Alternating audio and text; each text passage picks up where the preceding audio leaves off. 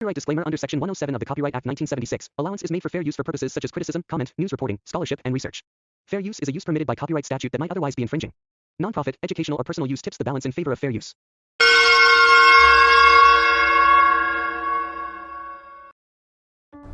সন্টুদার সাথে অরুণদার দোকানে বসে চা খাচ্ছি। সন্টুদা এই দোকানের চা ছাড়া অন্য কোনো দোকানে যায় না। দোকানের মালিক অরুণদা। এর আগেই ওনার কথা বলেছিলাম। বসে বসে চা খাচ্ছিলাম, হঠাৎ দেখলাম এক ভদ্রলোক নিরাশ মনে এসে দোকানের কোণার একটা চেয়ারে বসলেন। এনাকে দোকানে কালকেও দেখেছি, কিন্তু কালকের থেকে আজকে কেমন যেন মন খারাপ মনে হলো। তাই দেখে হঠাৎ করে সন্টুদা আমায় বলল, রে কি দেখছিস? ভদ্রলোকের মন খারাপ কেন? হ্যাঁ, যার টাকা ভর্তি মানি ব্যাগ আর মোবাইল দুটোই চুরি হয়ে যায়, তার কি মন ভালো থাকার কথা রে? কিন্তু এটা তুমি কি করে জানলে? তুমি তো ওনার সাথে কথা বলনি। ভদ্রলোক যখন পেছন ফিরে চেয়ারে বসলেন তখন হয়তো লক্ষ্য করিসনি। ওনার প্যান্টের পেছনে মানি ব্যাগটা একটু বের হয়েছিল। কিন্তু তাতে কি বোঝা যায়? কাল যখন উনি চায়ের দাম দিচ্ছিলেন তখনও হয়তো লক্ষ্য করিসনি যে ওনার মানি ব্যাগটার রংটা ছিল বাদামি আর দেখতেও একটু পুরনো। কিন্তু আজকের মানি ব্যাগটা নতুন, কালো রঙের। আজকেই যে কেনা তা মানি ব্যাগের চটক দেখলেই বোঝা যায়। মোবাইলও যে চুরি হয়েছে তা কি করে জানলে? এইবার ভালো করে হাতে লক্ষ্য করে দেখ, কলম দিয়ে একটা নম্বর লেখা। একটু মুছে গেলেও বোঝা যাচ্ছে যে ওটা একটা ফোন নাম্বার লেখা হয়েছে। আর মোবাইল থাকতেও কেউ হাতে কেন ফোন নাম্বার লিখবে? তাই নতুন মানি ব্যাগ আর সাথে হাতে নম্বর লেখা একই দিনে।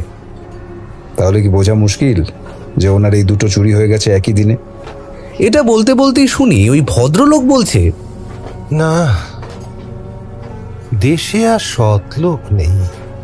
এবারে অরুণদা বলল, কেন, কি হলো আবার? কালকে বাজারে গিয়েছিলাম মাছ কিনতে। কেনা শেষ করে পাঞ্জাবির পকেট দেখি ছেঁড়া। পকেটে মোবাইল আর মানি ব্যাগ দুটোই ছিল, তা দেখি আর নেই। নিজের জায়গাতেই যদি এই অবস্থা হয় তাহলে ভাবুন বাইরে গেলে কি হবে। আমি অবাক হয়ে সন্টুদার দিকে তাকালাম। দেখলাম সন্টুদা ঠোঁটে একটা হালকা হাসি নিয়ে চা খাচ্ছে।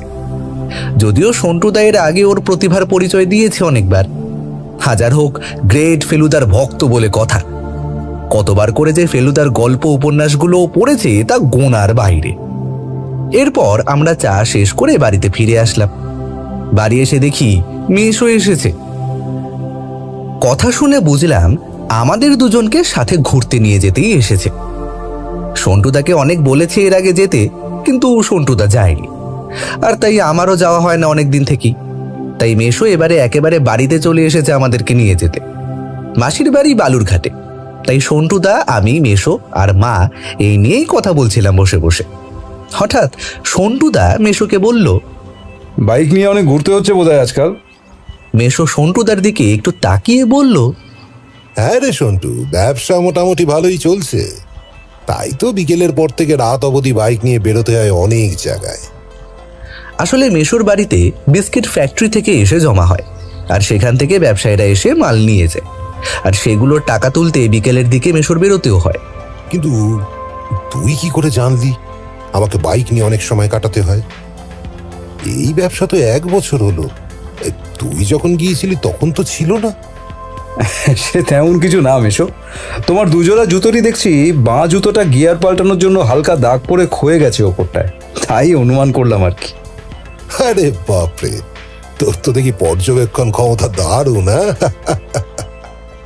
আমি মনে মনে বললাম, এ আর কি, সন্টুদা যে আরো কি কি পারে তা তো জানতেই পারলে না। সারাদিন কাটার পর রাতে সন্টুদা জানালো যে ও যাবে, আর সাথে আমিও। কাল সকালে ট্রেন শিলিগুড়ি থেকে, যেতে 6 ঘন্টা লাগবে। শিলিগুড়ি থেকে বালুরঘাট 6 ঘন্টা লাগে। এতে সন্টুদা একটু নারাজ, কিন্তু ট্রেনে যাওয়া হবে বলে সন্টুদা রাজি হয়েছে। ও বলে ট্রেন থেকে বাইরের পরিবেশ দেখতে বেশ মনোরম লাগে। তাই ঠিক হলো, কথা মতো পরদিন আমরা মেশোর সাথে সকাল সকাল রওনা দিলাম। ট্রেনে যেতে যেতে বাইরের পরিবেশটা দেখছিলাম। লক্ষ্য রাখছিলাম জানলা দিয়ে বাইরের দিকে। বাইরেটা আরো সুন্দর হয়ে যায় বিকেলের পর থেকে, যখন সূর্য প্রায় অস্ত যাবে। সন্টুদা ট্রেনে ওঠার পর থেকেই একটা বই পড়ছে। যেই বইটা পড়ছে সেটা ওর আগেও পড়া, সাথে আমার। বইটা হলো সত্যজিৎ রায়ের ফেলুদা সমগ্র, আর যেই গল্পটা পড়ছে ওটার নাম রয়্যাল বেঙ্গল রহস্য। সন্টুদার বরাবরই জঙ্গল নিয়ে গল্প, উপন্যাস এগুলো পড়তে খুবই ভালো লাগে। সন্টুদা এবারে বই থেকে মুখ উঠিয়ে আমাকে বলল, আচ্ছা পকু, এই গল্পের গুপ্তধনের সংকেতটা বলতো, মনে আছে নাকি দেখি তোর? হঠাৎ জিজ্ঞেস করাতে আমি একটু নার্ভাস হয়ে গেলাম। তারপর একটু মনে করে বললাম, মুড়ো হয় বুড়ো গাছ, হাত গোন ভাত পাঁচ, দিক পাও ঠিক ঠিক জবাবে, ফাল্গুন তালজোর, দুই মাঝে ভুঁইফোর, সন্ধানে ধন্ধায় নমাবে। এই তো, সাব্বাস, পুরো মনে আছে দেখছি। আমি একটু খুশি হয়ে গেলাম সন্টুদা প্রশংসা করলো বলে। সন্টুদা বলল, জানিস পকু, সত্যজিৎ রায় এমন একজন গুণী প্রতিভার নাম যে তিনি তার স্বভাব চরিত্রটাকে ফেলুদা চরিত্রে পুরোভাবে ঢেলে দিয়েছেন। উনি যখন লিখতেন তখন উনিও একজন গোয়েন্দা হয়ে যেতেন। আমরা দুজনে কথা বলতে বলতে মেশো হঠাৎ বলল, স্টেশন চলে এসেছে, আমাদের নামতে হবে এবার। তখন সন্ধে হয়ে গেছে। ট্রেন থেকে নেমে টোটোতে উঠে বসলাম। যেতে যেতে দেখলাম অনেক বড় আম গাছের বাগান। এই জিনিসটা অবশ্য মালদার আগে থেকেই দেখা যায়, কারণ মালদার বিখ্যাত আমের কথা তো আমরা সবাই জানি। মিনিট 30-এর মধ্যে আমরা পৌঁছে গেলাম বাড়িতে। মাসিদের বাড়িটা ভরা পাড়ার মধ্যে হলেও বাড়ির পেছনে একটু দূরে একটা বাড়ি বাদে পুরোটা গাছপালা আর জঙ্গল। সন্ধ্যের পরে দেখলেই কেমন যেন গা ছমছম করে। যদিও সন্টুদা এগুলোতে ভয় পায় না, কারণ যে মানুষ অলৌকিক কিছুকেই বিশ্বাস করে না সে আর ভূত কেন মানবে? আমি অবশ্যই একটু বিশ্বাস করি। ভূত না দেখলেও ভূতের গল্প শুনে শুনেই এই বিশ্বাস। সেদিন আর বেশি রাত করে জেগে থাকিনি, তাড়াতাড়ি সবাই ঘুমিয়ে পড়েছিলাম। আমাদের দুজনকে ওপরের ঘরে শুতে দিয়েছে। সন্টুদার ভালোই হলো, বেশ নিরিবিলিতে থাকা যাবে বলে। রাতে ঘুমানোর আগে জানুয়ারিতে কার্শিয়াং ঘুরতে যাওয়া নিয়ে কথা হচ্ছিল। এরপরেই আমরা ঘুমিয়ে পড়েছিলাম। পরদিন দুপুরে খাবার খেতে খেতে শুনলাম পেছনের বাড়িতে নাকি ভৌতিক উপদ্রব হচ্ছে বেশ কিছুদিন থেকে। মাসি বলল রাতে নাকি ওই বাড়ির পেছনে হাঁটার শব্দ হয়, তাও নাকি অন্যরকম সেই হাঁটার শব্দ। যেদিক থেকে শব্দটা আসে সেদিকে ঘরে কোনো জানলা নেই, তাই দেখতে চাইলেও দেখতে পারেনি কিসের শব্দ। কিন্তু 2 দিন পর অন্য আরো উপদ্রব শুরু হলো। সন্ধ্যের পর বাড়ির পেছনে যাওয়া তো দূরের কথা, ঘরের দরজা পর্যন্ত খোলে না বাড়ির মানুষগুলো। মনে মনে ভাবলাম, কাল রাতেই ভাবছিলাম ভূত নিয়ে কথা, আর আজ সেটারই উপদ্রব নাকি? সন্টুদা মন দিয়ে কথাগুলো শুনছিল। আমি ভাবলাম, ভূতের ব্যাপারে সন্টুদার আর কি কাজ? সন্টুদা হঠাৎ মাসিকে জিজ্ঞেস করলো, আচ্ছা, বাড়িটা কবে বানানো? এ তো অনেক পুরনো বাড়ি। শোনা যায় এখানে কোনো জমিদার থাকতো আগে, তখন বাড়িটা আরো বড় ছিল, কিন্তু এখন তো তা ভেঙে গেছে অনেক দিকে। সন্টুদা মাথা নেড়ে আবার খেতে লাগলো। বেশ বুঝলাম সন্টুদার ব্যাপারটা পুরোটাই জানার ইচ্ছে হচ্ছে। আমার একটু ভয় করলেও সন্টুদা যদি ওই বাড়িতে যায় তাহলে আমারও একটু দেখার ইচ্ছে করছে সামনে গিয়ে। বাড়িটা দেখার ইচ্ছেটা পূরণ হবে। যখন শুনলাম পাশের বাড়ি থেকে নিমন্ত্রণ করে গেছে, ওনারা নাকি এই বাড়ি ছেড়ে চলে যাবেন, তাই যাওয়ার আগে মাসিদের বাড়ির সবাইকে রাতের খাবার খাওয়াতে যায়, আর সাথে আমাদেরকেও। সন্টুদাকে দেখলাম একটু আপত্তি করলো না। বুঝলাম ও বাড়িটার সামনে গিয়ে দেখতে চায়, তাই এই সুযোগও ছাড়বে না। তাই ঠিক হলো, আমরা সন্ধ্যায় আজকে যাব ওই বাড়িতে। দুপুরটা কেমন যেন মন খারাপেরই লাগছিল। ভাবছিলাম কি সাহসের সাথে সন্টুদা কত বিপদের জায়গায় চলে যায়। মনে শুধু একটার পরে একটা প্রশ্নের উত্তর বের করার ইচ্ছে। এই মানুষগুলো আসলে জীবনটা ঠিক অন্যভাবে কাটাতে চায়। এদের কাছে টাকা বেশি একটা আনন্দ দিতে পারে না, সবকিছু জানাতেই এদের শান্তি। অনেক সময় সন্টুদার সাথে কথা বলে বুঝেছি যে ওর ওইসব টাকা ইনকাম করার জন্য বাইরে গিয়ে একঘেয়ে কোনো কাজ করার ইচ্ছে একদমই নেই। ওর দেখার ইচ্ছে, জানার ইচ্ছে, কেমন আপন মনে দিনের অর্ধেকটা কাটায় সন্টুদা। হয়তো যাদের মনে শুধু জানার ইচ্ছে প্রবল থাকে তারা হয়তো এমনই হয়। সন্ধ্যায় মাসি এসে আমাদের তৈরি হতে বলল যাব বলে। আমরা সময় নষ্ট না করে তাড়াতাড়ি তৈরি হয়ে নিলাম। যখন হেঁটে হেঁটে বাড়ির পেছনের জঙ্গলটার পাশ দিয়ে যাচ্ছিলাম, কেমন জানি আমার গাটা ছমছম করছিল। সন্টুদাকে দেখি ওর কোনো পরিবর্তন নেই, আপন মনে চারপাশে দেখতে দেখতে আমাদের পেছন পেছন আসছে। বাড়িটার সামনে যেতেই বুঝলাম এটা অনেক পুরনো, অনেক জায়গায় ভেঙে গেছে আর অনেক বড়। বাড়ির ডান দিকে শেষ ঘরটায় তো দেখলাম দেওয়াল দিয়ে কি একটা গাছ অবধিও হয়ে গেছে। এত বড় বাড়ি যা দেখলাম তার আগে আরো প্রায় 4টা ঘরের দরজা। বাড়ির সামনে দাঁড়াতেই বাড়ির একজন ছোট বছর 12 মেয়ে দরজাটা খুলে দিল। বুঝলাম সেও ভয়ে ভয়েই দরজাটা খুলল। মাসি গিয়ে বাড়ির মানুষদের সাথে কথা বলতে লাগলো আর আমরা দুজনে একটু ঘুরে ঘুরে বাড়িটা দেখতে লাগলাম। একসময় সন্টুদা বাড়ির একদম পেছনের ঘরের দরজা পার হয়ে বাগানের দিকে যেতে শুরু করলে বাড়ির বাচ্চা মেয়েটা বলে উঠল, ওদিকে যেও না দাদা, কেউ যায় না ওদিকে, ভূত থাকে। সন্টুদা একটু হেসে ওখানেই দাঁড়িয়ে চারপাশটা দেখল। হঠাৎ সন্টুদাকে দেখলাম বারণ করা সত্ত্বেও ঘর পার হয়ে বাগানে চলে গেল। মিনিট 5 পরে মুখে একটা হাসি নিয়ে ফিরে আসলো। ঠিক বুঝলাম না সন্টুদা খুশি হয়ে গেল হঠাৎ বাগান থেকে আসতে। এসে আমার পাশে বসে বাড়ির মালিককে সে জিজ্ঞেস করলো, আচ্ছা, এটা কত বছরের পুরনো বাড়ি হবে? তা প্রায় 150 বছর তো হবেই।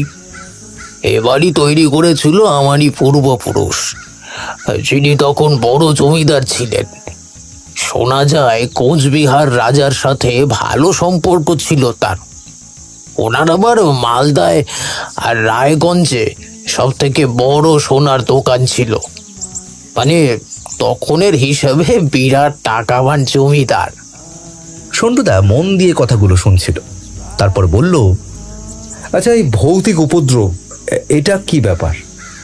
দেখলাম ভৌতিক ব্যাপারে বলতেই বাড়ির মালিক একটু নড়ে চড়ে বসলো। বুঝলাম ভূতের কথা শুনতেই উনি একটু আতঙ্ক অনুভব করছে। একটু গলার আওয়াজ নিচু করে বললেন, আসলে আজ থেকে 1 বছর আগে আমারই বড় দাদু এই বাড়ির ওই শেষের ঘরটার বাইরে যে গাছটা আছে ওই গাছেই ফাঁসি দিয়ে আত্মহত্যা করেছিল। প্রথমে সব ঠিকই ছিল, কিন্তু তারপর এই 2 মাস থেকে শুরু হয় বিভিন্ন ভৌতিক ব্যাপার। রাতে যখন ঘুমিয়ে পড়ি তখন বিভিন্ন ঘরে অনেক আওয়াজ শোনা যায়।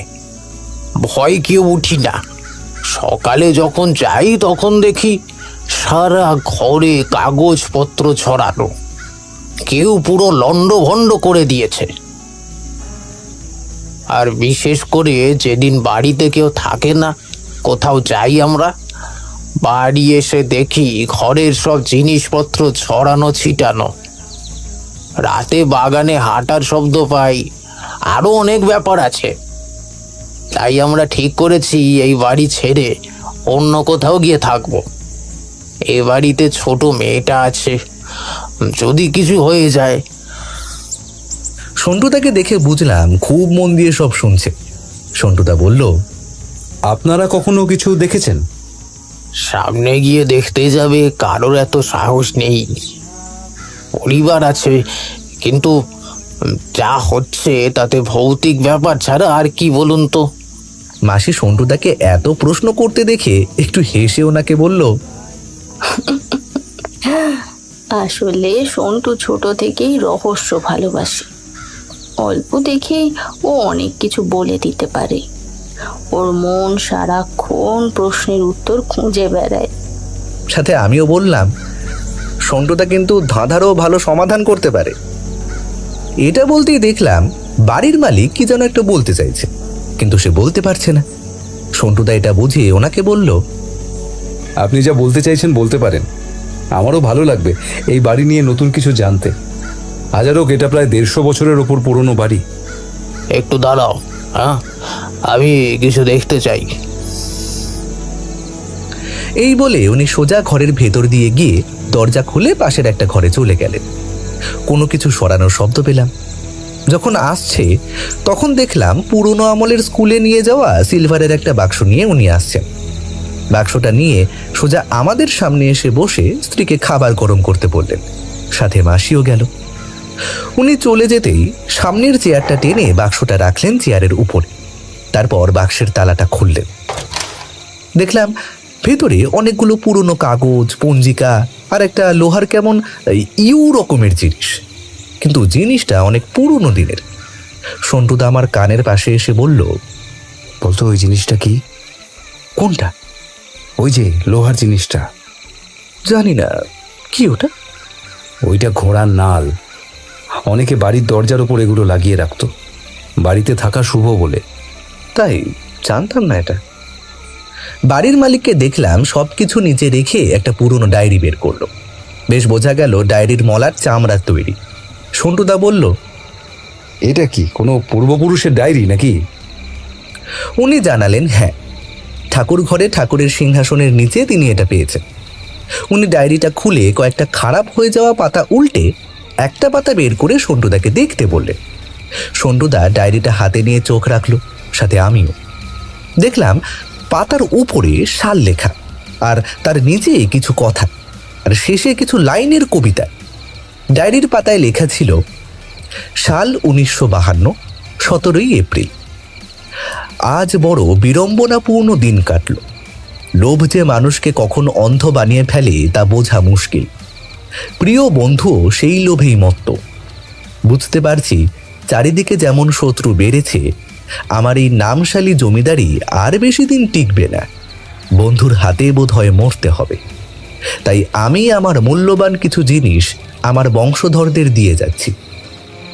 জানি না তারা পাবে কিনা এই বিষ প্রদানকারী বস্তু। কোনো জ্ঞানী বুদ্ধিমান বংশধরের প্রাপ্য এটা। সুখ নামে যেই গড়, তারই মাঝে মা। বিপরীতে গেলে হবে বুড়ো যে ঝাড়। অনামিকা বাদে গুণে পরে গোটা পা। রবি এসে বসে পড়ে দেখে সোজা মা। পিপি যায় ঘরে ফিরে, সাথে আছে ধাঁ। এই ছিল ডায়েরির পাতাটা। সন্টুদাকে দেখলাম খুব মন দিয়ে লেখাগুলো পড়ছে। আমি কবিতার কিছুই বুঝলাম না। এবারে বাড়ির মালিক জিজ্ঞেস করলো সন্টুদাকে, আচ্ছা ভাই, এটা দেখে কি মনে হয়? আমার পূর্বপুরুষ কি এখানে কিছু রেখে গেছে? কিন্তু বিষ প্রদানকারী জিনিস, সেটা তো বুঝলাম না ঠিক।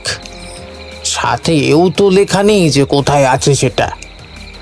আমি সারা ঠাকুরঘর খুঁজে দেখেছি, কোনো কিছু নেই সেখানে। আপনারা বাড়ি ছেড়ে কোন জায়গায় থাকবেন?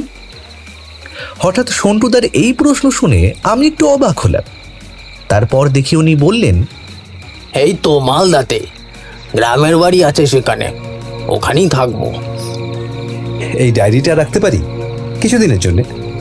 আমি নিজে গিয়ে আপনাদের বাড়িতে ফেরত দিয়ে আসবো। আর এর মধ্যে যদি কোনো ধন সম্পদ থেকে থাকে তাহলে আমি যথাসাধ্য চেষ্টা করব সেটা খুঁজে বের করার। এমনিও আমি আর কিছু বুঝিনি, দেখো যদি কিছু পাওয়া যায়। অবস্থা তো আগের মতো নেই, কিছু টাকা কড়ি পেলে উপকারী হবে। সন্টুদা আশ্বাস দিল। 9টার দিকে আমরা খাওয়া দাওয়া শেষ করে বাড়িতে ফিরলাম। কাল সকালে ওনারা চলে যাবেন এই বাড়ি ছেড়ে। বাড়ি এসে সন্টুদা সোজা ওপরের ঘরে চলে গেল। আমিও মাসিকে বলে উপরে চলে আসলাম। এসে দেখি সন্টুদা ডায়েরিটা নিয়ে দেখছে। জিজ্ঞেস করলাম, আচ্ছা সন্টুদা, এটা কি কোনো গুপ্তধনের সংকেত দেওয়া? আগে ডায়েরির এন্ট্রিটা একবার পড়তো। মূল্যবান জিনিস মানে তো তাই মনে হচ্ছে যে কিছু ধন সম্পদ রেখে গেছে, কিন্তু বিষ প্রদানকারী বস্তু কেন লিখেছেন এখানে? যেখানে উনি লিখেই রেখেছেন লোভ কথাটা, আর সাথে লোভে মত্ত বন্ধু, তারপরও তুই এটা বুঝতে পারছিস না?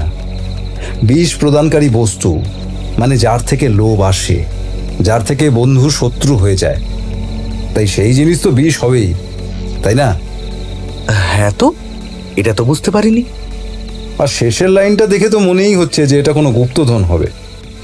ধাঁ কথাটা, তাই না সন্টুদা? ধাঁটাকে যদি ধাঁধা করা যায়, যেমন চোখে ধাঁধা লেগে যাওয়া।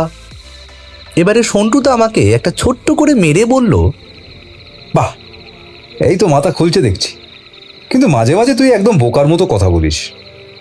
সবই ঠিক আছে, কিন্তু না মেরে সাব্বাস বললেও তো হতো নাকি? আচ্ছা সন্টুদা, সংকেতটার কিছু কি বুঝলে? সবে তো শুরু।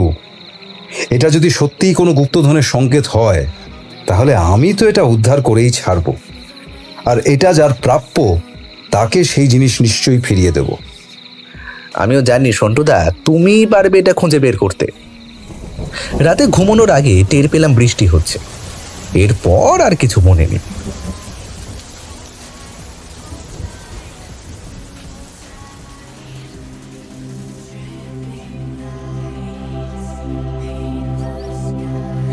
এখন সকাল 7টা। ঘুম ভাঙলো সন্টুদার ডাকে। আমি উঠে সন্টুদাকে সবে বলবো যে এত সকালে কেন ডাকছে, কিন্তু ঘুম ভাঙা চোখে যা শুনলাম সন্টুদার কাছে, তাতে মাথা পুরো ঘুরে গেল। বলল, কাল রাতে পাশের বাড়ির লোকটা খুন হয়েছে। বাড়িতে শুধু বাচ্চা মেয়েটা ছিল। সকালে ঘুম থেকে উঠে মাকে পাশে না পেয়ে ঘর থেকে বেরোতেই দেখে বাবা নিচে মরে পড়ে আছে। তখন মেয়েটা চিৎকার করে বেরিয়ে এসে কাঁদতে শুরু করে, আর তাতেই মাসি মেশো তাড়াতাড়ি বের হয়।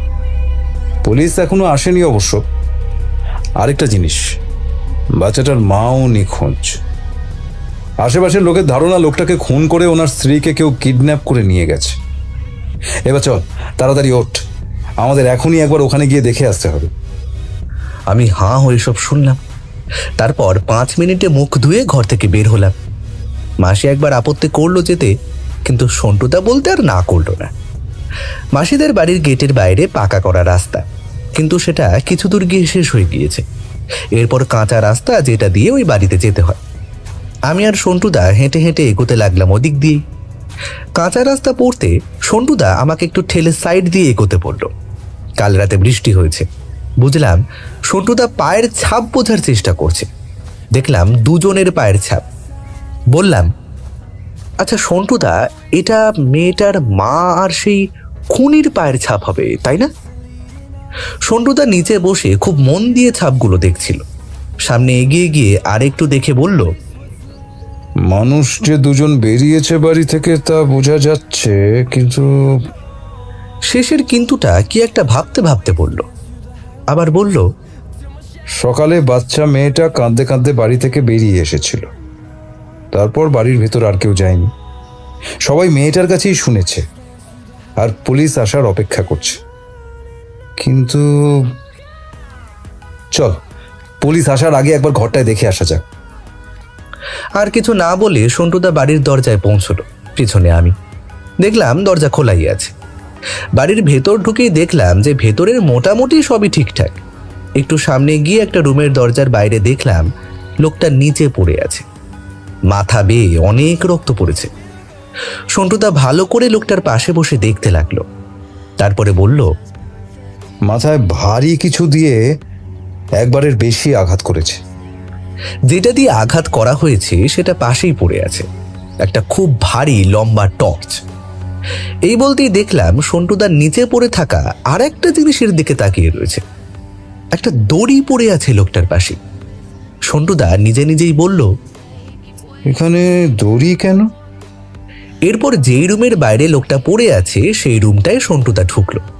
আমিও পেছনে পেছনে গেলাম। দেখলাম ভেতরে কাগজপত্র ছড়ানো, উপরের অনেক কিছুই নিচে নামানো। মনে পড়লো এটা হলো সেই ঘর যেটার থেকে এর আগের দিন লোকটা ওই বক্সটা এনেছিল। সন্টুদা আমার দিকে একবার তাকিয়ে বাইরে এসে চারপাশ ভালো করে দেখলো। এরপর গিয়ে ঢুকলো বাঁ পাশের একটা ঘরে। বুঝলাম এটাই শোবার ঘর। বিছানার চাদরটা অগোছানো, বিছানায় 3টে বালিশ। বুঝলাম এখানে ওরা 3জন কাল রাতেও ঘুমিয়েছিল। সন্টুদা আরেকটু ঘরে দেখে তারপর বাইরের সবকিছু একটু মন দিয়ে দেখল। কি যেন একটা ভাবনা সন্টুদার মাথায় এসেছে দেখে বলে মনে হলো। তারপর আবার গিয়ে শোয়ার ঘরে ঢুকলো, সোজা আলমারিটা খুলল। ভাবনার ভাব এবার আরো বেশি সন্টুদার মুখে। চল যাওয়া যাক। বেশ বুঝতে পারছিলাম সন্টুদার মাথায় অনেক কিছু চলছে এখন। আমরা বাইরে বেরোতেই দেখলাম পুলিশ আসছে। আমাদের বাড়ি থেকে বেরোতে দেখে দাঁড়ালেন 2জন কনস্টেবল আর সাথে আর একজন অফিসার। আমাদের দুজনের দিকে তাকিয়ে বললেন, ভেতরে কি করছিলেন আপনারা? জানেন না ক্রাইম সিনে প্রবেশ করা বারণ? কাল আমরা শেষবার বাড়ির মালিকের সাথে কথা বলেছিলাম রাতে। চিন্তা নেই, আমরা ঘরের ভেতরে কিচ্ছু ছুঁইনি। অফিসার একবার গম্ভীর চোখে সন্টুদার দিকে তাকিয়ে এগিয়ে গেল বাড়ির দিকে। আমরা এসে মাসিদের বাড়ির বাইরে দাঁড়িয়ে রইলাম। মিনিট 10 পর মৃত ব্যক্তিকে নিয়ে ওনারা বের হলো। এরপর মৃতদেহটিকে গাড়িতে উঠিয়ে দিয়ে অফিসার আমাদের দিকে আসলেন। বললেন, বাচ্চা মেয়েটা কোথায়? ওর কাছ থেকে একটু বয়ান নেওয়া দরকার। মাসি বলল, এই তো আমাদের ঘরেই আছে, আসুন ভিতরে। সবাই মিলে আমরা ঘরের ভেতরে গিয়ে বসলাম। মাসি বাচ্চা মেয়েটাকে নিয়ে একসাথে বসলো, সামনে পুলিশ অফিসার বসে। আমরা দুইজন সাইডে দাঁড়িয়ে। অফিসারটি মেয়েটিকে জিজ্ঞেস করলো, তোমার নাম কি? মেয়েটি উত্তর দিল না। আবার জিজ্ঞেস করলেন, কিন্তু মেয়েটি মাথা নিচু করে চুপ হয়ে রইল। সন্টুদা এবারে সামনে গিয়ে হাঁটু গেড়ে বাচ্চা মেয়েটাকে বলল, তুমি পুলিশ কাকুকে সব বলো, যা যা জানতে চাইছে, তাহলে তোমার মাকে ঠিক খুঁজে এনে দেবে। মায়ের কথা বলতেই মেয়েটি মুখ তুলে তাকালো। সন্টুদা এবারে অফিসারকে বলল, আপনি জিজ্ঞাসা করতে পারেন এখন। কি নাম তোমার? শ্রেয়া। তুমি জানো কাল রাতে কি হয়েছিল তোমাদের বাড়িতে? আমি ঘুমিয়েছিলাম। সকালে যখন ঘুম থেকে উঠি দেখি মা বাবা কেউ নেই। ঘর থেকে বের হয়ে দেখি বাবা নিচে পড়ে আছে, অনেক রক্ত নিচে।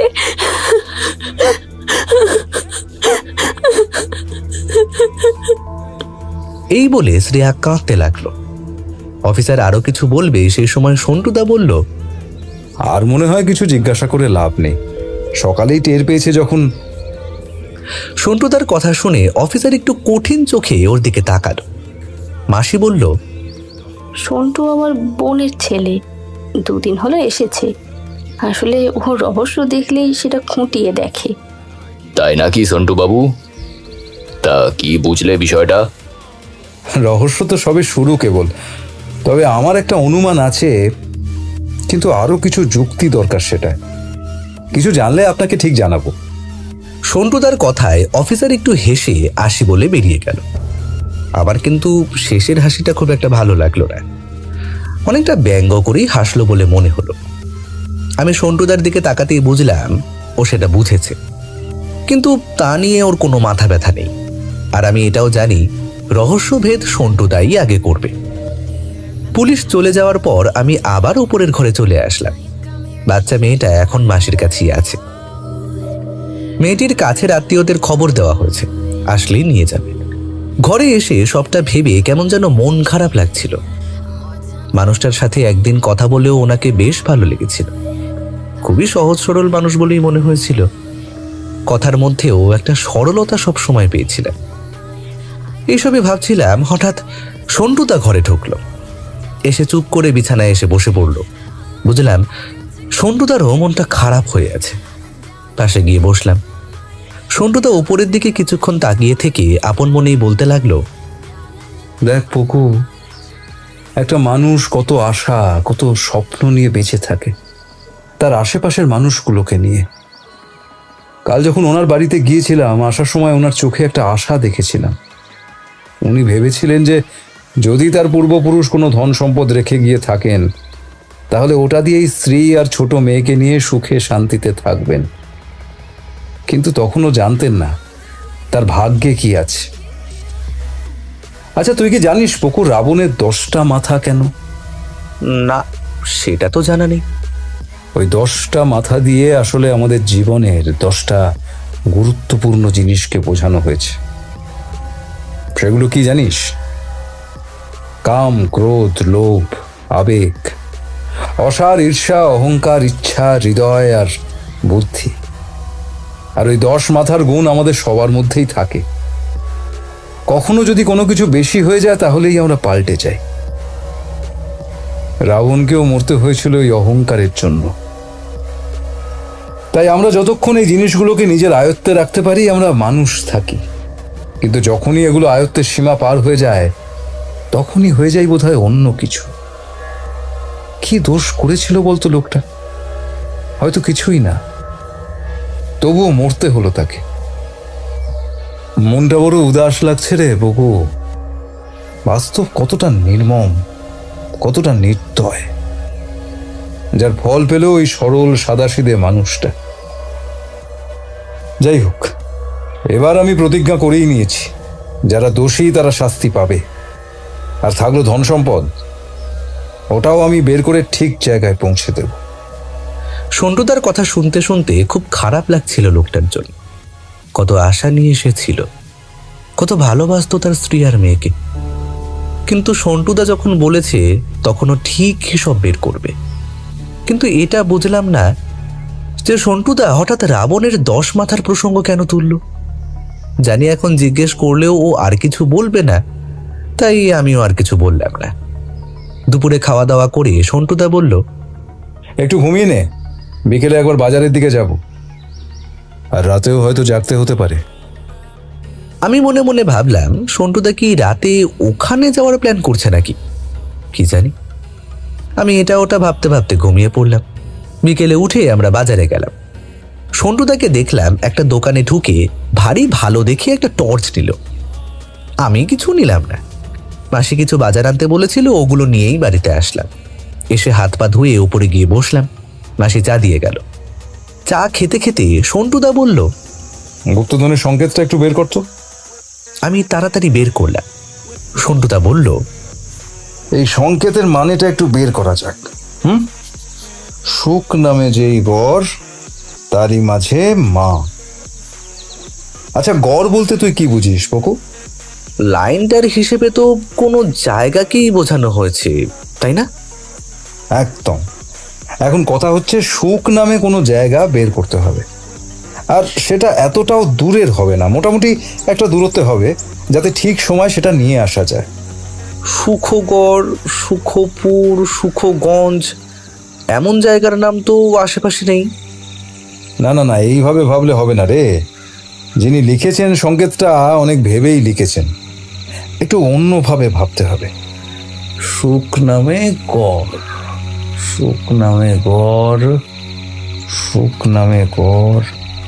তারপর হঠাৎ আমার দিকে তাকিয়ে বলল, আচ্ছা পকু, শান্তিতে থাকলে সেটাকেও তো সুখে থাকা বলে, তাই না? তাহলে ধর সুখ নামে যেই গড়, সেখানে সুখ কথাটা পাল্টে দিয়ে যদি আমরা শান্তি রাখি, আর শান্তির সাথে গড় জুড়ে দিলে শান্তিগড়। আর শান্তিগড় হলো এখান থেকে এই 35-40 কিলোমিটার দূরের একটা জায়গা, অনেকটা এলাকা নিয়ে বেশ ঘন জঙ্গল, যেখানে অনেকে পিকনিক করতে যায়। আমিও গিয়েছিলাম অনেক ছোটবেলায় যখন এসেছিলাম। এটাই হবে, হতেই হবে। গুপ্তধন লোকানোর জন্য একেবারে উপযুক্ত জায়গা ওটা। তাহলে তো আমরা জায়গাটা পেয়েই গেলাম। এখন শুধু বাকি সেই জায়গায় গিয়ে কোথা থেকে কোন জায়গায় গেলে গুপ্তধন পাওয়া যাবে তাই দেখা। একদম তাই, কিন্তু তার আগে এখানেও কিছু কাজ আছে, ওইটা বেশি জরুরি। এগুলো নিয়ে কথা বলতে বলতে কখন যে রাত 11টা বেজে গিয়েছে তা টের পাইনি। মাসি খেতে ডাকলে নিচে গিয়ে খাওয়া শেষ করে মাসিকে বলে শুতে চলে আসলাম। এসে বিছানায় শুয়ে গান শুনছি, হঠাৎ করে সন্টুদা বলল, যদি চাস এখন একটু ঘুমাতে পারিস, রাতে আমাদের উঠতে হতে পারে। আর আমার মন বলছে রাতে আমাদের জাগতে হতে পারে। কেন, কি করবে?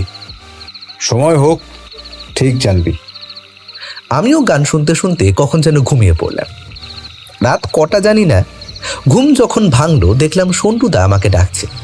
উঠে বসতে সন্টুদা মৃদু স্বরে বলল, আমরা এখন বাগানের দিকে যাব, কেউ এসেছে মনে হয় ওখানে। যদি ভূত হয়? ভূতের খেয়ে কাজ নেই, তাই না? ঘরে গিয়ে কাগজপত্র ছিটিয়ে ফেলতে আস। আমি আর কিছু বললাম না। গায়ে একটা জামা চাপিয়ে যতটা পারি পা টিপে টিপে সন্টুদার পেছন পেছন নিচে নামলাম। কোনো শব্দ না করে গেট খুলে বাইরে বের হলাম। সন্টুদা মোবাইলটা বের করে ব্রাইটনেস একদম কমিয়ে কাকে যেন একটা মেসেজ পাঠালো। তারপর আমরা ধীরে ধীরে করে দেওয়ালের গা ঘেঁষে ঘেঁষে বাড়িটার দিকে এগোতে থাকলাম। বাড়ির দরজার সামনে গিয়ে বুঝলাম ওটা চাপানো শুধু। সন্টুদা একদম শব্দ না করে দরজাটা খুলে ভেতরে ঢুকলো, পেছনে আমিও। ঘরে যেতেই পাশের ঘরে শব্দ পেলাম জিনিসপত্র নামানোর, কাগজপত্র ছুঁড়ে ছুঁড়ে ফেলার। এবারে সন্টুদা বলল আজকে কেনা ভারী টর্চটা বের করে দিতে। আমিও দিলাম। টর্চ নিয়ে আমাকে পাশে থেকে একটা হাতে মোটা লাঠি ধরিয়ে দিয়ে আমাকে এখানেই দাঁড়াতে বলল। আমি মাথা নাড়লাম। তারপরে দেখলাম সন্টুদা টর্চ হাতে উল্টো করে নেভানো অবস্থায় ধরে পাশের ঘরের দিকে এগোতে লাগলো। আমার তো ভয়ে হাত পা কাঁপছিল। সন্টুদা করতে কি চাইছে? আমি পা টিপে টিপে একটু করে এগোলাম। সন্টুদাকে দেখলাম যেই ঘরে শব্দ হচ্ছে ওটারই দরজার পাশে গিয়ে দাঁড়ালো। তারপর একটু মাথাটা বাড়িয়ে ভেতরে দেখে দরজার পাল্লাটা এক ঝটকায় খুলে ভেতরে চলে গেল। যেতেই শুনলাম একটা শব্দ, সাথে ব্যথায় কুঁকিয়ে ওঠা একটা মানুষের আর্তনাদ। আমিও সাহস করে এগিয়ে যাচ্ছি। হঠাৎ দেখলাম আমাকে পার করে একজন ছেলে গিয়ে ওই ঘরে গিয়ে ঢুকলো। আমিও ছুটে দরজার সামনে গেলাম। গিয়ে দেখলাম টর্চ হাতে জ্বালিয়ে দাঁড়িয়ে আছে নতুন এইমাত্র আসা ছেলেটা, আর সন্টুদা মুখ ঢাকা নিচে পড়ে থাকা একটা লোকের পাশে দাঁড়িয়ে। বুঝলাম ব্যথার আর্তনাদটা পড়ে থাকা ওই লোকটাই। সন্টুদা টর্চ দিয়ে ওর মাথায় মেরেছে, তাই অজ্ঞান হয়ে পড়ে আছে। আমার হাতে টর্চ দিয়ে ওরা দুজনে মিলে লোকটাকে টেনে বাইরে নিয়ে আসলো।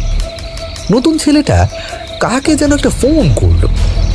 আমি তো কিছুই বুঝতে পারছি না কি সব হচ্ছে এগুলো। ভাবতে ভাবতে শুনলাম রাস্তার উপর থেকে একটা গাড়ি এসে থামলো। তার কিছু মুহূর্তের মধ্যে দেখলাম 4 জন পুলিশ এসে ঘরে ঢুকলো। পুলিশ এসে সন্টুদাকে আর নতুন ছেলেটাকে গুড ওয়ার্ক বলে অজ্ঞান হয়ে পড়ে থাকা লোকটাকে নিয়ে চলে গেল। ফিরে আসার সময় দেখলাম এত কিছুর শব্দে মেসো মাসি উঠে দাঁড়িয়ে আছে বাড়ির সামনে। সন্টুদা একটা হাসি দিয়ে মাসিকে বলল, ঘরে গিয়ে সব বলছি। এখন রাত 2:30। আমি, মাসি, মেসো, সন্টুদা আর ওই নতুন ছেলেটা ঘরে গিয়ে বসলাম। কি করছিলিস তুই বাড়িতে এত রাতে? সন্ধ্যার পরে যায় না কেউ ওদিকে। কিছু হয়ে গেলে কি হতো বলতো? সন্টুদা মাসিকে শান্ত করে বলল, বলছি সব বলছি। তার আগে এর সাথে পরিচয় করিয়ে দিই। বলে নতুন ছেলেটার দিকে তাকিয়ে বলল, এ হলো ঋষিকেশ, রায়গঞ্জে বাড়ি। আমি আজকে ওকে আসতে বলেছিলাম। এখান থেকে পাশে কোনো একটা হোটেলে থাকতে বলেছিলাম। আমি যখন ব্যাংকে কাজ করতাম ঋষিকেশ আমার সহকর্মী ছিল আর একজন ভালো বন্ধু। আচ্ছা, এ তো হলো ওর পরিচয়। এখন আসল কথায় আসি। আমি এখানে আসার পরেই যখন শুনলাম এখানে নাকি ভূতের উপদ্রব, তখন সেরকম কিছু ভাবিনি। কিন্তু তারপর যখন জানলাম যে এটা অনেক পুরনো বাড়ি, তাও আবার 150 বছরের ওপর হবে, কিন্তু ভূতের উপদ্রবটা শুরু হয়েছে 2 মাস থেকে, তখনই দেখে আসার ইচ্ছে জাগলো। আর সেই ইচ্ছে পূরণও হলো নিমন্ত্রণ খেতে গিয়ে। ওই বাড়িতে গিয়েই আমি বাগানে গিয়েছিলাম দেখতে। আর তখনই চোখ পড়ে বাগানের এক কোনায় রাখা একটা জুতোর দিকে। এমনি সাধারণ জুতো, কিন্তু তার নিচে কিছু জিনিস ভালো করে আঠা দিয়ে লাগানো, আর যার জন্য ওই জুতো পরে হাঁটলে একটু অন্যরকম শব্দই আসবে। সাথে বাগানে ভয় কেউ যখন যায় না, তখনই বুঝলাম কোনো মানুষ ইচ্ছে করে এগুলো করছে, কিন্তু বুঝে পাচ্ছিলাম না কেন। কিন্তু সেটারও উত্তর পেয়ে গেলাম যখন বাড়ির মালিক বললেন যে উনি একটা ডায়েরি পেয়েছেন, আর তাতে কিছু সম্পদের উল্লেখ করা আছে বলে তার অনুমান। আমার অনেকগুলো প্রশ্নের উত্তর তখনই বের হয়ে গেল। আর তার মধ্যে ওনারা সকালে উঠে দেখতেন ঘরে কাগজপত্র ছড়ানো। ব্যাস, আমার মনে আর সন্দেহই থাকলো না যে ধন সম্পদের ব্যাপারে বাইরের কেউ জানে, কিন্তু এইটা জানে না যে সেটা কোথায় আছে। কিন্তু কোনো কিছুতে যে পূর্বপুরুষের রাখা ধন সম্পদের কিছু লেখা আছে সেইটা তারা জানতো। আমি এবারে সন্টুদার দিকে তাকিয়ে বললাম, আচ্ছা এ তো হলো, কিন্তু তুমি কি করে জানলে আজকে রাতেই আসবে? সন্টুদা হাত ঘড়িতে সময় দেখতে দেখতে বলল, কাল রাতে যখন খুন হলো তখন তো ওরা পালিয়েই গেল, কিন্তু আশেপাশে ওদের হাত করা লোক তো আছেই। আর 2 দিন পর ওই বাড়ি পুরোভাবে সিল করে দেবে পুলিশ, আর পাহারাও রাখবে। এটা ওদের কানে নিশ্চয়ই পৌঁছে গিয়েছিল। তাই আমি জানতাম আজ না হয় কালকে ওরা আসবেই, আবার শেষ চেষ্টা করতে। আর তাই ঋষিকেশকে আজকে ঘর থেকে বেরিয়েই মেসেজ করে আসতে বলে দিয়েছিলাম। এতক্ষণ মাসি আর মেসো সব কথা হাঁ করে শুনছিল। ওরা নিজেরাও জানে না পাশে থেকে এত কিছু, আর সন্টুদা 2 দিন হলো এসেই এত কিছু বের করে ফেললো। এরপর মাসি আমাদের শুয়ে পড়তে বলে নিচে চলে গেল। আমরা 3 জনে শুয়ে পড়লাম। খুব ক্লান্ত লাগছে, আর হবে নাই বা কেন, যা হলোই অর্ধেক রাতে উঠে। আমি তো এটাই ভাবছিলাম, যদি একজনের বেশি মানুষ থাকতো এই বাড়িতে আর সন্টুদাকে যদি আহত করে দিত, ভেবেই কেমন একটা লাগছে। বাবারে বাবা, কত সাহস সন্টুদার! যদিও সাহসের সাথে বুদ্ধিও তুখোর, তাই যাওয়ার আগেই সব ব্যবস্থা করেই গিয়েছিল। তা ভূতের রহস্য তো বের হলো, অপরাধীও বের হলো। এবার তাহলে বাকি শুধু সেই গুপ্তধন উদ্ধার করা আর সেই খুনিদেরকে খোঁজা। ঋষিকেশদাকে আমার বেশ ভালো লেগেছে। খুব ভদ্র আর মজারও মানুষ। কথাবার্তায় বুঝেছি সেও সন্টুদার বিশাল বড় ফ্যান। সন্টুদার কিছু সাহায্যে আসতে পেরে সে ভীষণ খুশি। তাকে যেমনটা শক্ত সামর্থ্য দেখায়, মন থেকে কিন্তু পুরোটাই আলাদা। কথাও বলে অনেক মজার মজার। কিন্তু সেদিন রাতে তাকে একটা অন্য রূপেই লাগছিল। রাতে আর দেরি না করে আমরা শুয়ে পড়লাম। সকালে ঋষিকেশদা, আমি আর সন্টুদা মিলে একটা জায়গায় গিয়েছিলাম, একেবারে দুপুরের খাওয়া দাওয়া শেষ করেই আসবো বলে। সন্টুদা চায় ওকে একটা ট্রিট দিতে, তো আমরা গিয়ে একটু এদিক ওদিকে ঘুরলাম। তারপরে একটা ভালো রেস্টুরেন্ট দেখে সেখানে গিয়ে ঢুকলাম। অর্ডারও করা হলো সন্টুদার ফেভারিট বিরিয়ানি, আর সাথে আমারও আর ঋষিকেশদার পোলাও। খেতে খেতে ঋষিকেশদা বলল, আমাদের বাড়ির ওখানে নাকি ওর আরও কিছু বন্ধু আছে, কাজের সূত্রেই পরিচয়। কমাস আগেই আবার একজন মারাও গেছে। ওরা নাকি 4 বন্ধু মিলে জন্মদিন সেলিব্রেট করছিল রাস্তা বরাবর একটা ওই ব্রিজের ধারে। কিন্তু একটা ট্রাক এসে নাকি ধাক্কা মারে আর একজন মারা যায়। আরও বলল, সন্টু, তুই তো জানিস যে আমি লিখতে খুবই ভালোবাসি, তাই ওটা নিয়ে আমি একটা গল্পও লিখেছিলাম। যা যা হয়েছিল ঠিক ওইভাবেই গল্পের রূপ দিয়ে। আমার দিকে তাকিয়ে বলল, কি নাম দিয়েছিলাম জানো? আমি মাথা নাড়ালাম। The number 31। পড়ে দেখো কিন্তু একবার। কথা বলতে বলতে হঠাৎ মাসি ফোন করে বলল তাড়াতাড়ি বাড়িতে আসতে। তাই আমি আর সন্টুদা ফিরে এলাম বাড়িতে, আর ঋষিকেশদা নিজের বাড়িতে। এসে শুনলাম মাসির শরীর খারাপ, তাই ওরা 3 দিনের জন্য কলকাতায় যাবে, আর আমাদেরকে নাকি এখানেই থাকতে বলেছে। যদিও আমি জানি সন্টুদা এমনি এখানেই থাকতো, কারণ কাজ তো এখনো অনেকটাই বাকি। সেই গুপ্তধনের সংকেতের অর্থ বের করে সেটা উদ্ধার করা। পরদিন সকালে মাসি আর মেশো রওনা দিল কলকাতায় যাওয়ার জন্য। বাড়িতে এখন শুধু আমরা দুজন আর মেশোর মা। আমরাও গিয়েছিলাম বাস স্টপ পর্যন্ত। ওরা গাড়িতে ওঠার একটু পরেই গাড়ি ছেড়ে দিল, আর আমরাও বেরিয়ে পড়লাম বাড়িতে যাওয়ার জন্য। আমরা দুজনে মেশোর বাইক নিয়ে এসেছিলাম, কিন্তু আমরা বাইকের সামনে যেতেই দেখলাম বাইকের সামনের দিকে একটা কাগজ রাখা। সন্টুদা কাগজটা খুলতেই আমরা দুজনে দেখলাম সেখানে লেখা, ভালো চাও তো ফিরে যাও এই জায়গা ছেড়ে। আমার মনে এবার একটু ভয় করতে লাগলো। সন্টুদা এদিক ওদিক দেখতে লাগলো, কিন্তু কিভাবে আর বুঝবে কে রাখলো এটা? মাত্র 10 মিনিট হয়েছে বাইকটা এখানে রেখেছি। সন্টুদা বলল, আমার পেছনে লোক লাগিয়েছে, ওরা বুঝতে পেরেছে আমি থাকলে ওদের বেশ সমস্যা হবে। এখন তাহলে কি করবে সন্টুদা? ফিরে যাবে এখান থেকে? তোর কি মনে হয় আমি পালিয়ে যাওয়ার মানুষ? ওরা ঠিক এটাও বুঝেছে যে আমি ওই গুপ্তধনও ঠিক বের করব, তাই যতক্ষণ গুপ্তধন না পাচ্ছি ততক্ষণ ওরা সামনে আসবে না, আমার বিশ্বাস এটা।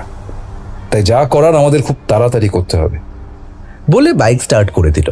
সোজা চলে আসলাম বাড়িতে। ঘরে ঢুকেই সন্টুদা সংকেতটাকে আবার বের করলো। বলল, একটা কাগজে লিখতো এই প্রথম 2 লাইন।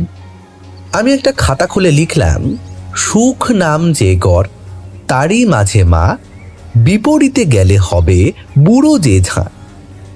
সন্টুদা খাতাটা নিজের দিকে টেনে নিয়ে বলল, সুখ নামে যেই কর, সেটার মানে তো সেদিন বের করেইছিলাম, শান্তিকর, কিন্তু তারপর আছে তারই মাঝে মা। বলে মোবাইলটা বের করে গুগল সার্চ করলো জায়গাটা। অনেকগুলো ছবি বেরিয়ে এলো শান্তিকরের।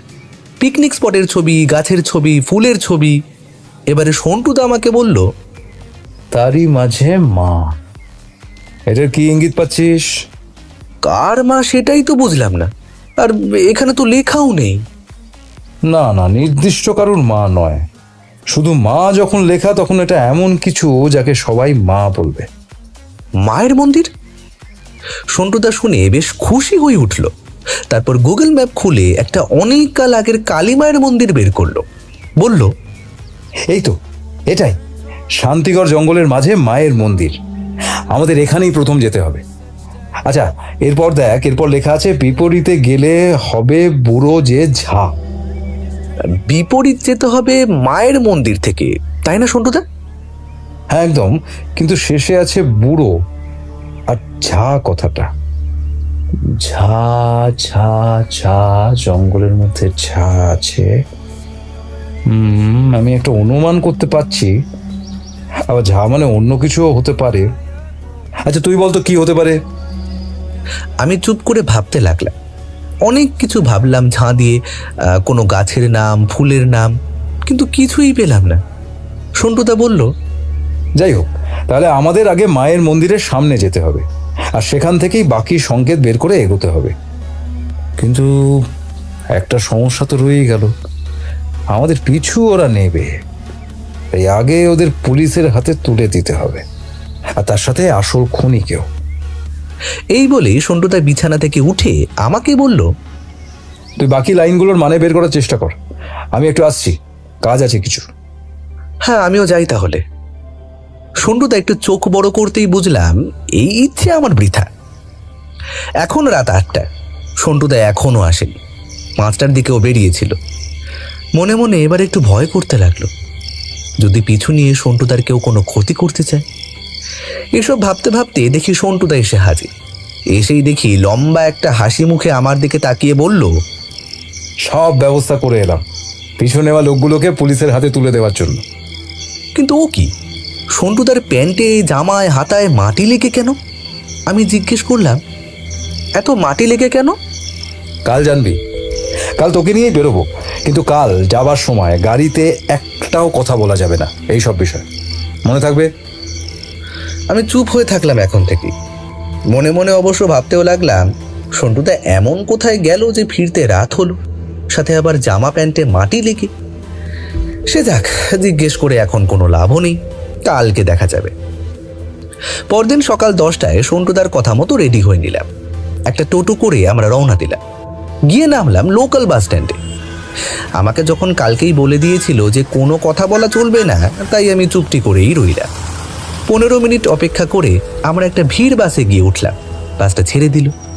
1 ঘন্টা পর একটা ফাঁকা জায়গায় বাস থামতেই সন্টুদা নামতে বলল।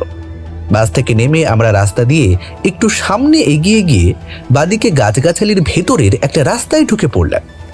আমি সন্টুদার দিকে একবার তাকালাম। সন্টুদাও বুঝলো আমার ভয় করছে।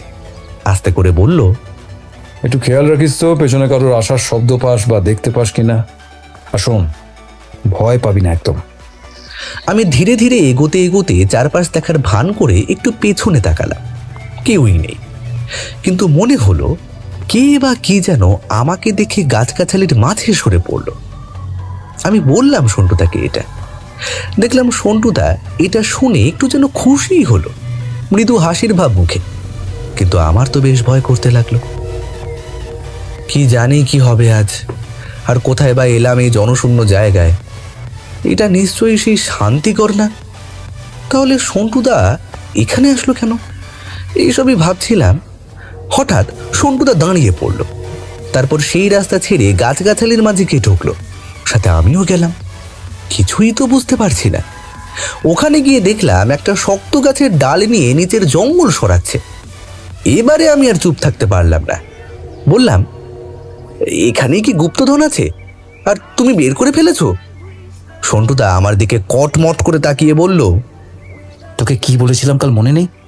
আমি আবার চুপ, শুধু দেখতে লাগলাম সন্টুদা কি করছে।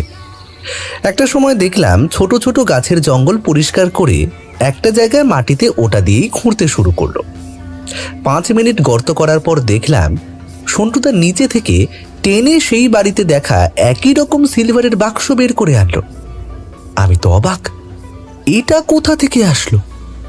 কিছু একটা বলতে যাব, হঠাৎ দেখি পেছনের জঙ্গলের ভেতর থেকে 3 জন লোক বেরিয়ে হাতে চাকু নিয়ে আমাদের ঠিক পেছনে এসে দাঁড়িয়েছে। সন্টুদার দিকে তাকালাম, কিন্তু না, সন্টুদা যেন আরো খুশি হয়েছে এই ব্যাপারে। আস্তে করে আমরা দুজনে ঘুরে দাঁড়ালাম। সন্টুদার হাতে ওই বাক্স। তাদের মধ্যে একজন বলল, এই ভালো চাস তো ওটা দিয়ে দে এই মুহূর্তে, আর যদি তা না করিস তাহলে তাহলে আর প্রাণ নিয়ে কিন্তু বেঁচে ফিরতে পারবি না। তাই নাকি? অন্যের জিনিস নেবার খুব লোভ, তাই না? তাই তো এতদিন ভয় দেখিয়েও লাভ হয়নি। কিছুই তো খুঁজে বের করতে পারিসনি। তিনজনের মধ্যে অন্য একজন বলে উঠল, বেশি কথা না বাড়িয়ে যা বলছি কর, বাক্সটা আমাদের দিয়ে দে। আমি তো ভয় প্রায় কেঁদেই ফেলবো এমন অবস্থা। হঠাৎ দেখি সন্টুদা ওদের কথা শুনে উচ্চস্বরে হাসতে লাগলো। জোর গলায় সে বলল, কি মনে হয় তোদের, তোরা আমাদের পেছনে এসেছিস? এই বলে সন্টুদা অন্যদিকে তাকিয়ে জোরে ডাক দিল, আসুন। আমি তো অবাক। ডাক শুনেই চারপাশ থেকে বন্দুক নিয়ে 5-7 জন পুলিশ কোথা থেকে যেন বেরিয়ে এলো। সাথে দেখলাম ঋষিকেশদাও বেরিয়ে এলো। এরপর পুলিশ ওদের 3 জনকে গাড়িতে তুলে নিয়ে চলে গেল, সাথে সন্টুদাও গেল, আর আমাকে আর ঋষিকেশদাকে বাড়িতে চলে যেতে বলল। তাই আমরা বাড়িতে ফিরে আসলাম। বাড়ি এসে স্নান খাওয়া সেরেই ওপরে গিয়ে শুনলাম। 1 ঘন্টা ধরে ঋষিকেশদার সাথে গল্প করতে করতে দেখলাম সন্টুদা এসে হাজির। সন্টুদা আমাদের সামনে এসে একগাল হাসি নিয়ে বলল, আসল খুনিরও সন্ধান পাওয়া গেছে। আর ওই অফিসার আমার বলা সব কথা শুনে প্রথমে একটু সন্দেহের চোখে দেখলেও পরে বাকিদের লাঠির ঘা দিতেই সব বলে দিল। আসল খুনি মানে? সবাই তো ধরা পড়লো, ওরাই তো মেরেছে, সাথে মেয়েটির মাকেও তুলে নিয়ে গেছে। কে বলেছে মেয়েটির মা কিডন্যাপ হয়েছে? সবাই তো তাই জানি। সন্টুদা একটু হেসে একটা সিগারেট ধরিয়ে বলল, সেদিন যখন পায়ের ছাপ দেখছিলাম বাড়ির বাইরে, তখন হয়তো দেখেছিস যে 2টো মানুষের পায়ের ছাপ সেখানে। একটা তো অপরাধীর, আর সাথে আরেকটা হলো মেয়েটির মায়ের। কিন্তু যদি কাউকে কিডন্যাপ করে নিয়ে যায় একজন মানুষ, তাহলে কি সে চিৎকার করবে না? বা ধরলাম যদি অজ্ঞান করেই নিয়ে যায়, তাহলে পায়ের ছাপ এমন সঠিকভাবে পড়লো কিভাবে? আর ঘাড়ে তুলে নিয়ে গেলে তো ওই ছাপ পড়তোই না। আবার হাঁটিয়ে কাউকে জোর করে নিয়ে গেলে তার পা তো এলোমেলোভাবে নিচে পড়বে। এইটাই হলো প্রথম খটকা আমার। এরপর যখন ওদের শোবার ঘরে ঢুকি, তখন দেখি ঘরে একজন স্ত্রীলোকের তুলনায় বেশ কম জিনিস ছিল। এরপর গিয়ে যখন আলমারি খুললাম, তখনই বুঝলাম মেয়েটির মাও ওই অপরাধীগুলোর একজন। কারণ আলমারিতে 2-1টা কাপড় ছাড়া আর কিছুই ছিল না। কাউকে কিডন্যাপ করে নিয়ে যাওয়ার সময় কেউ ব্যবহারের জিনিসপত্র এত গুছিয়ে নিয়ে নিশ্চয়ই যাবে না। তাই আমার কাছে অনেকটাই পরিষ্কার হয়ে যায় যে মৃত ব্যক্তির স্ত্রীও অপরাধীদের একজন। এরপরও আরো অনেক কিছু ছিল যা থেকে আসল ব্যাপারটা বোঝা যায়। আমি তো এটা শুনে পুরো অবাক। যদিও আমি নিজেও গিয়েছিলাম ওই বাড়িতে, কিন্তু কিছুই বুঝতে পারিনি এত কিছু সামনে থাকতেও। সন্টুদা বলল, শোন পকু, কোনো ক্রাইম সিনে ছোট ছোট অনেক প্রমাণ থাকে, যা অনেক সময় এতটাই ছোট যে চোখেই পড়ে না। কিন্তু ওনার স্ত্রীর ঠিকানা পাওয়া গেছে ওই বাকি লোকগুলোর কাছে, তাই সবাই এখন জেলে। সব শুনে আমি যেন একটু শান্তি পেলাম। এরপর সন্টুদা আরও বলল যে ও এর আগের দিন ইচ্ছে করেই বিকেলের দিকে বাড়ি থেকে প্রথমে বেরিয়েছিল। তারপর সন্ধে হতেই কোনোভাবে পিছু করা লোকগুলো থেকে লুকিয়ে ওই বাড়িতে দেখা ওই রকম একটা বাক্স নিয়ে সোজা আজকের জায়গাটায় গিয়ে মাটি খুঁড়ে ওটা রেখে এসেছিল। তাই সন্টুদা যখন ফিরে এসেছিল তখন ওর গায়ে মাটি লেগেছিল। আর তারপর আজকে পুলিশকে খবর দিয়ে আগের থেকেই ওখানে লুকিয়ে থাকতে বলেছিল। এরপর বলল যে ও জানতোই আজ আমরা বেরোলে ওরাও পিছু নেবে, তাই এই কাজ করা। শুনে আমি তো অবাক হয়ে গেলাম, কিন্তু বেশ ধকল গেছে আজ। সন্টুদা বলল, ঋষিকেশ, সবই তো বলেছি তোকে, কিন্তু এখনো সংকেতের মানে পুরোটা বের করা বাকি। তাহলে দেখা যাক আমি কিছু সাহায্য করতে পারি কিনা। আমি সংকেতটা বের করে ঋষিকেশ তাকে দেখালাম। সংকেতটা দেখে ঋষিকেশদা প্রথমে একটু মাথা চুলকে তারপর একটু বোকার মতো হেসে বলল, এটা সন্তুর জন্যই থাক। কাল ভোরের দিকেই আমরা তাহলে ওখানে যাচ্ছি। ওখানে মানে কোথায় যাব আমরা? কেন? শান্তিগড়ের জঙ্গলে। সেখানেই তো আছে গুপ্তধন। শেষে গুপ্তধনটা একটু ভারী গলাতেই মজা করে বলল। এবারে ঋষিকেশদার মুখে একটু চিন্তার ভাব দেখলাম। সন্টুদার ভাব বুঝে বলল, সংকেতের প্রথম লাইনের মানে থেকে শান্তিগড় পেয়েছি, আর কাল ভোরের পরে সূর্য ওঠার একটু আগেই যখন যাব তখন বাকিটা বুঝবি। ভোরে যাব সন্টুদা? সকালের পরে গেলে হয় না? ওটা তো পিকনিক স্পট, মানুষজন থাকা স্বাভাবিক। আচ্ছা ঋষিকেশ, তোর কাছে জোরালো একটা ফ্ল্যাশ লাইট আছে না? আছে। কাল তাহলে ঠিক ভোর 5টায় চলে আসবি গাড়ি নিয়ে এখানে। আর কিছুক্ষণ কথা বলে ঋষিকেশদা চলে গেল। আমি সন্টুদাকে একটা প্রশ্ন করলাম। বললাম, আচ্ছা সন্টুদা, ভোরবেলাতেই কেন? সন্ধ্যাতেও তো যাওয়া যায়, তখনও তো একদম ফাঁকাই থাকবে। সংকেতটা 4 নম্বর লাইনে দেখ, রবি কথাটা আছে। আর রবি বলতে যে বার বোঝানো হয়নি সেটা তো বোঝাই যায়। সূর্যেরই একটা সমার্থক শব্দ হলো রবি। তো আমার মনে হয় সূর্যের একটা ভূমিকা আছে এখানে। তাই আমাদের এমন সময় যেতে হবে যখন কেউ থাকবে না, আবার সূর্যের আলোও থাকবে। তাই সকাল 8টার আগেই বেস্ট সময়। আমার মনে হয় না সকাল 8টার আগে ওখানে কেউ যাবে। আমি একবার তাড়াতাড়ি সংকেতটা বের করে লাইনটা দেখে নিলাম। রাতে ঘুমানোর আগে দেখলাম সন্টুদার মোবাইলে একটা ফোন এসেছে। কথা শুনে বুঝলাম ফোন করেছেন আমাদের লোকাল থানার বড়বাবু। ফোন রেখে সন্টুদা বলল, সেই চায়ের দোকানের মালিক অরুণদা, ওর ছেলে নিখোঁজ দুদিন থেকে। সেই সূত্রে অরিন্দমবাবু জিজ্ঞাসাবাদ করতে গিয়েছিল আমাদের ওখানে। তাই ফোন করে জানতে চাইলো আমি কবে ফিরছি। একটা রহস্য সমাধান না হওয়ার আগেই আর একটা হাজির। তাই তো দেখছি। যাক, এখানের কাজ শেষ করে ফিরে গিয়ে দেখা যাবে কি ব্যাপার। চল এবার ঘুমো।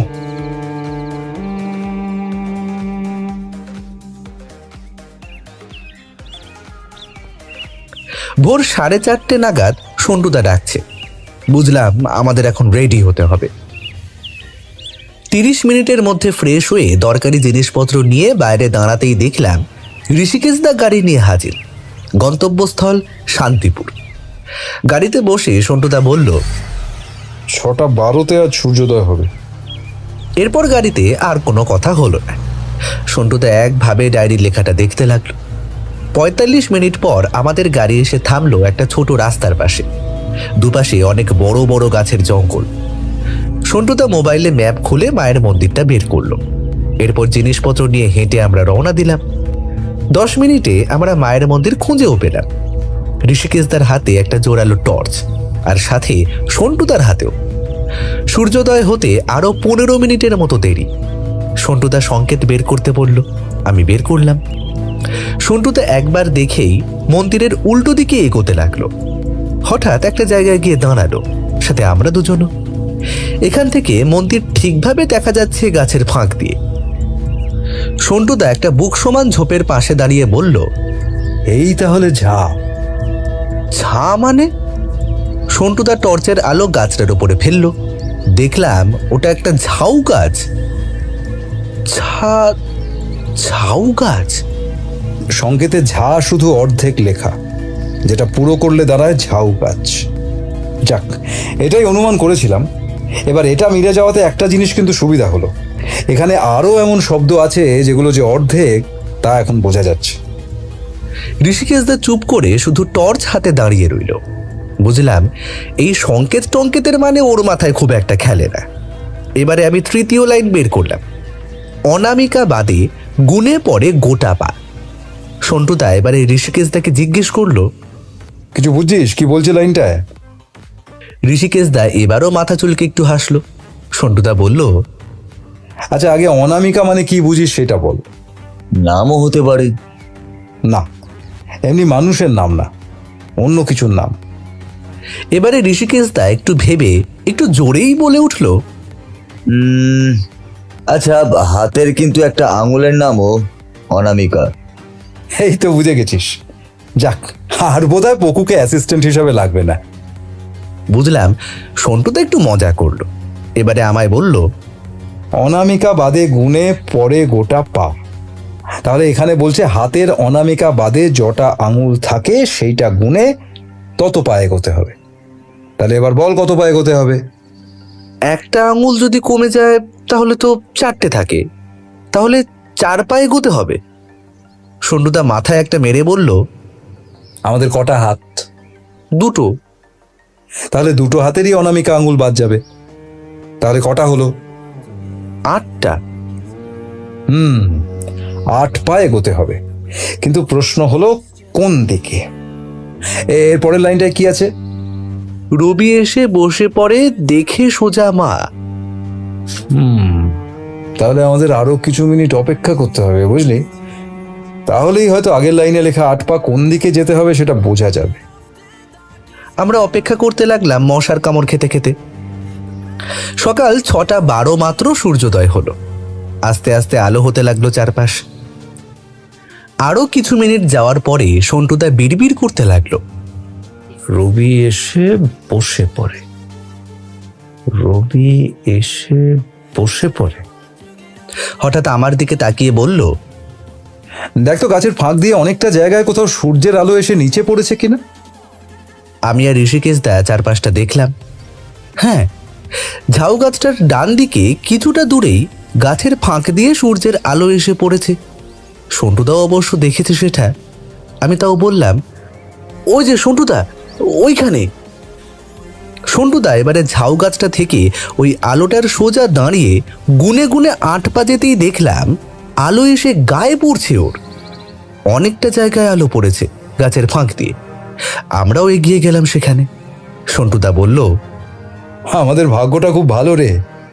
ধর যদি এখানে আলাদা আলাদা জায়গায় গাছ কাটা হতো তাহলে অনেক জায়গাতেই আলো পড়তো আর আমাদের অনেক বেশি খুঁজতে হতো। কিন্তু এখানে সেই পুরনো সময় থেকে কোনো গাছ কাটা পড়েনি। আলোটা এখানে পড়েছে কারণ সামনের জায়গাটায় কম গাছ। যিনি লিখেছেন সংকেতটা তিনি এটা দেখেই লিখেছেন। আমি কথা শুনতে শুনতে সংকেতটার দিকে দেখলাম। 4 নম্বর লাইনটার শেষে লেখা, দেখে সোজা মা। তাকিয়ে দেখলাম মায়ের মন্দির এখান থেকে সোজা দেখা যাচ্ছে, মাঝে বড় কোনো গাছ নেই। সন্টুদাও তাই দেখল। ঋষিকেশ দা এবারে বলল, তাহলে আর কটা লাইন বাকি রইল? 2টো। এবারে তুমি চেষ্টা করো তো একটু। ঋষিকেশ দা এবার সংকেতটা মন দিয়ে দেখতে লাগলো। দেখলাম সন্টুদা মৃদু একটু হাসছে ওর ভাবার ভঙ্গি দেখে। ঋষিকেশ দা বলল, পিপি যায় ঘরে ফিরে, সাথে আছে ধাঁ।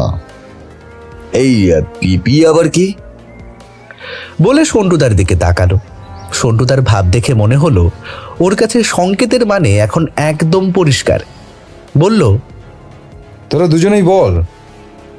আমরা দুজন একসাথে ভাবতে লাগলাম। এক সময় দেখলাম সন্টুদা আরেকটু ডান দিকে এগিয়ে গেল। সেখানেও সূর্যের আলো পড়েছে, সেটারই শেষ সীমায় দাঁড়িয়েছে।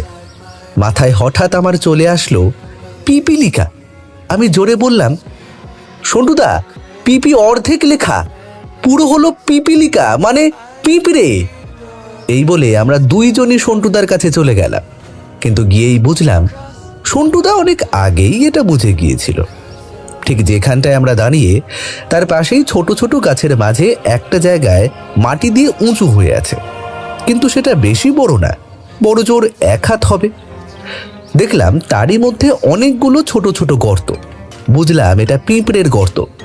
এবারে সন্টুদা বলল, তাহলে এখন আমাদের পিঁপড়ের সাথে ওদের ঘরে যেতে হবে। বেশ, তবে খোদাই করা যাক। বলে সন্টুদা মাটি খোঁড়ার জন্য যেটা এনেছিল সেটা নিতে গেল। কিন্তু ঋষিকেশ দা বলল, আমি করছি, সংকেত তো আর পারলাম না, এটাই করি, কি বলিস? হ্যাঁ, বলে পিঁপড়ের বাড়ি ভাঙতে শুরু করলো।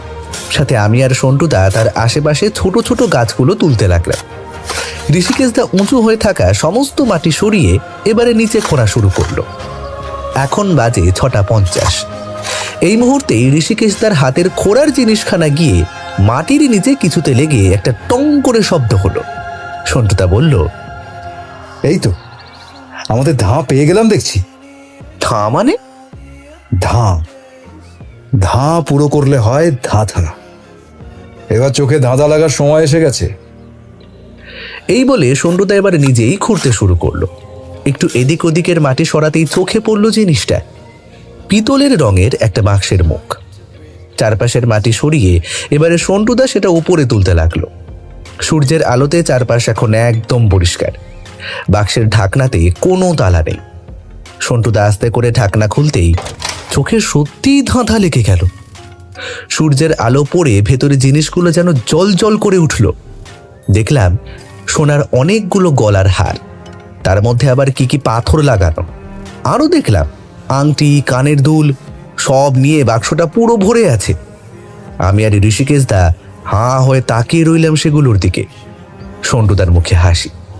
বলল, যাক, গুপ্তধন উদ্ধার সফল হলো। তাহলে এবার এগুলোকে তো তার গন্তব্যস্থলে পাঠানোর ব্যবস্থা করতে হবে। কি বলিস ঋষিকেশ?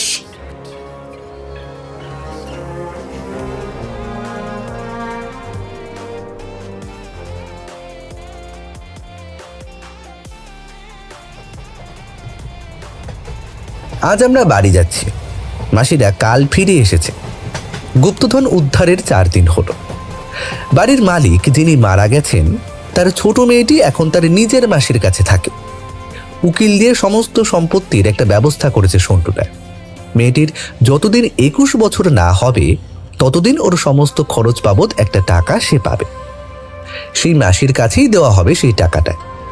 সন্টুদা কথা বলে বুঝেছে মেয়েটার মাসি ওকে খুব ভালোবাসে, যত্নের অভাব ওর হবে না। এরপর যখন 21 বছর হয়ে যাবে তখন বাকি সমস্ত সম্পত্তি মেয়েটি পাবে। এরপর সে ওটা নিয়ে কি করবে সেটা তারই ইচ্ছে। এই তো হলো গুপ্তধনের কথা। কিন্তু মেয়েটার মাসি সন্টুদাকে এত কিছু করার বাবদ কিছু দিতে চাইলেও সন্টুদা কিন্তু নেয়। বলেছিল এটা উদ্ধার করাতে আর যারা ওর বাবাকে মেরেছে তাদের শাস্তি দেওয়াটাই তার পুরস্কার। তাও জোর করাতে শেষে সন্টুদা সেই ডায়েরিটা চেয়ে নিয়েছে। আসার সময় ঋষিকেশ তার মনটা বড্ড খারাপ হয়েছিল। হবে নাই বা কেন, যা হলো এই কদিন একসাথে। কিন্তু খুব তাড়াতাড়ি আমাদের বাড়িতেও ও আসবে বলল। ট্রেন সবে ছেড়েছে। এক এক করে মনে আসতে লাগলো এখানে আসা পর্যন্ত সমস্ত কিছু। প্রথমে ওই ভূতের কথা, তারপর সেটার মোড় করে অন্য কিছু, সবকিছু খুব করে মনে পড়তে থাকলো। মনটা খারাপ হয়ে গেল সবকিছু মিলিয়ে। মাসিরা আরো কিছুদিন থাকতে বলেছিল, কিন্তু সন্টুদা বলেছিল যে অনেক কাজ আছে, তাই ফিরতে হবে। আসার সময় দেখছিলাম মাসির চোখে জল। সন্টুদারও মনটা বেশ খারাপ লাগছিল, তা দেখে বুঝতে পেরেছিলাম।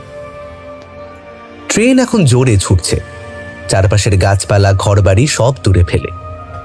সন্টুদা এক মনে সেই ডায়েরির পাতাগুলো উল্টাচ্ছে, আর আমি জানালা দিয়ে বাইরেই তাকিয়ে রইলাম।